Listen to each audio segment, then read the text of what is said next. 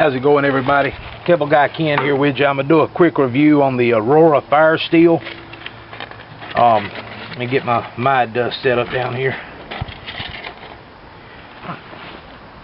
The Aurora Fire-steel, I won this in one of your Suggest to Your Friends contests that they have at Camping Survival on Facebook.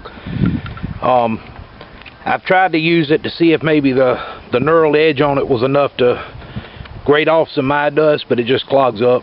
Just an idea I thought I had. I added me a little lanyard to mine just to give me something to hold on to. It's all stainless steel construction. You got your ferrocerium rod here, and there went my mud dust. It's a windy day, y'all. I'm gonna have to make some more. But stainless steel, ferrocerium rod, and then you've got this striker here. You need to hold this so that that right angle on that striker is right on there to get the sparks to come off like that. Make sure I'm in frame there.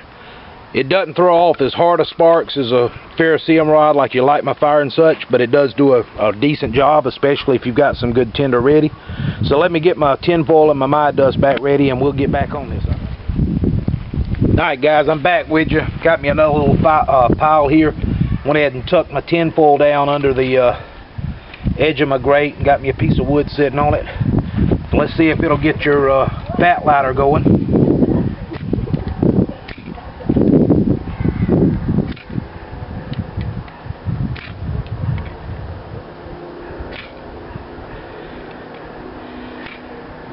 Well, it's trying to.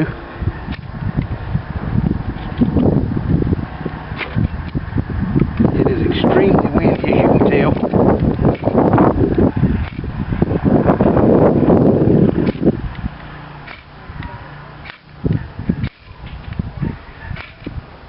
There we go. I'm getting sparks in it. It just didn't want to light.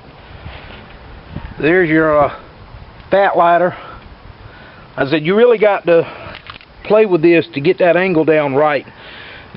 When you first get it, you know, you really have to get that angle to that sweet spot, because you just got that narrow little striker there.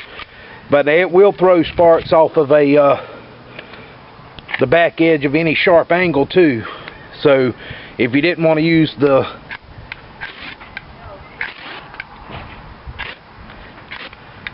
making sure I'm getting some of these on camera.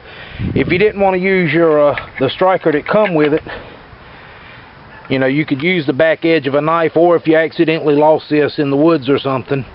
Of course, it's got an O-ring seal down here that if you tighten it down to it, it doesn't rattle, and it's, you know, it's not going anywhere. So there's my mud dust. Let me just wipe that out the way here. Let me get some birch bark. We use paper birch or river birch down here.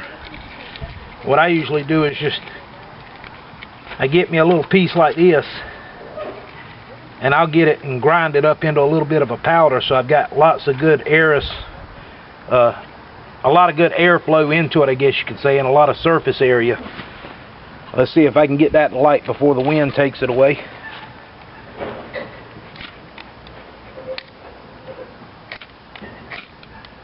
There we go. That stuff right there, I'm telling you, it's like having kerosene on it. It burns pretty quick, fairly quick. You can see all the black in it from the soot, from those oils in it burning out. But that's, you know, the majority of the time, that's what I use. That's what I harvest for tinder, especially down here, because just right up the road from it on the creek bank, there's probably 150, 200 of these trees growing, so I can take a little bit off of each one without too much worry. The other thing we're going to try real quick is, these are the knockoff wet fires that I use. I forget which company. I think this was Rutland's or somebody like that made these. The package itself is flammable. The plastic that it's in will actually burn. That way, if you got a fireplace or something, you can just light the edge of it and toss it in. What I usually do is just put a quick X in it, and then get me a spot that I can powder up. Again, just getting it powdery so that you got some more surface area for the sparks to catch, and it gives a little bit more airflow to that little that little area there. Now let's see if I can hit that with a...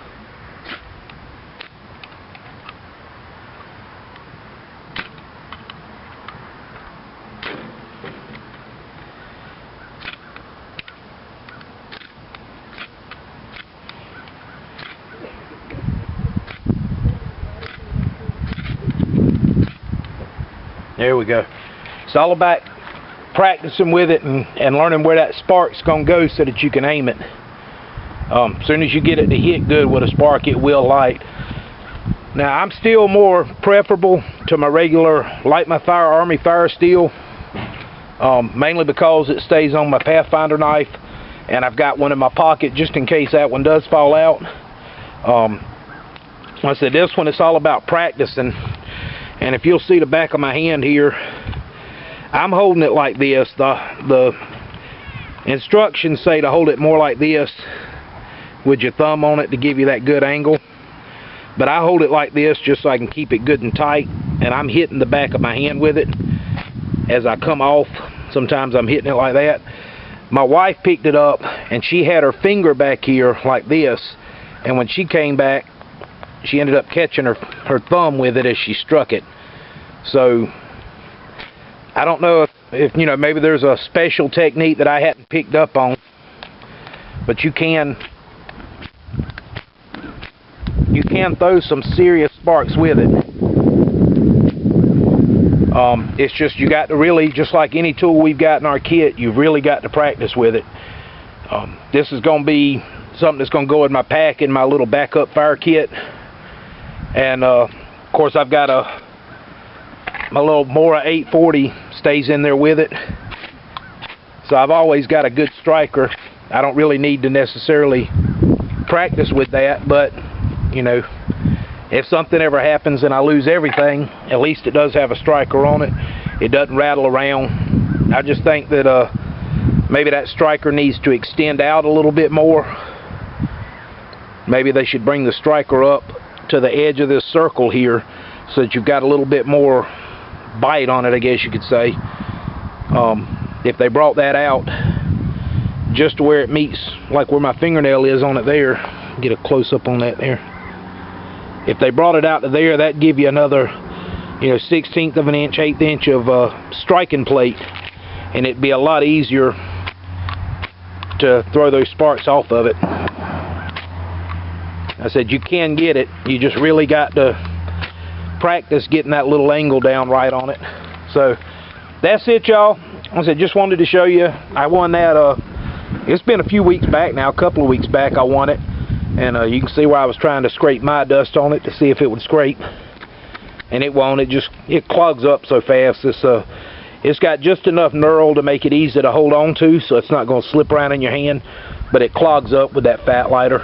I'll just leave that on there, leave it as a war wound. And then like I said, I just put me a little lanyard on it so if it's in my pocket, I can grab it real quick. So that's it, y'all. I'd like to thank everybody for watching. I didn't have any entries, or I hadn't seen any entries on the contest that I did for the kids. Still undecided what I'm going to do. I still want to have a little contest and a giveaway. I guess I'll have to make it for the adults instead of the kids. Maybe I can get a little bit more participation. So that's it for right now. Hope everybody had a great Thanksgiving. Cable Guy Ken here, and we'll catch you in the next one.